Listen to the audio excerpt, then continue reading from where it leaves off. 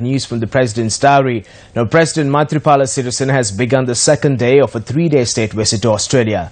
President Sirisena met with Australian Prime Minister Malcolm Turnbull upon his visit to the Australian Parliament in Canberra today. The two leaders held bilateral discussions during which the Australian Prime Minister had appreciated the government's efforts in strengthening the reconciliation process of the country and efforts to uplift democracy.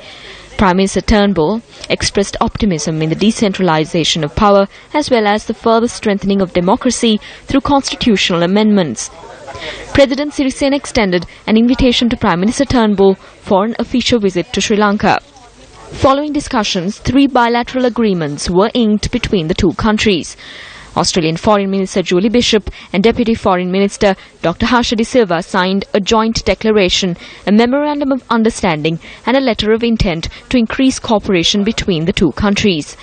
The letter of intent on cooperation between Geoscience Australia and the Geological Survey and Mines Bureau of Sri Lanka was signed by the CEO of the Australian institution, James Johnson, and Sri Lankan High Commissioner to Australia, Skanda Kumar.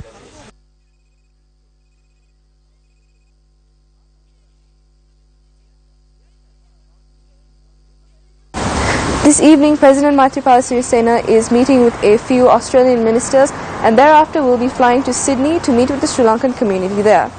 Stay with News First for more updates. Reporting from Canberra, Australia, I'm Maisha Veerasinghe.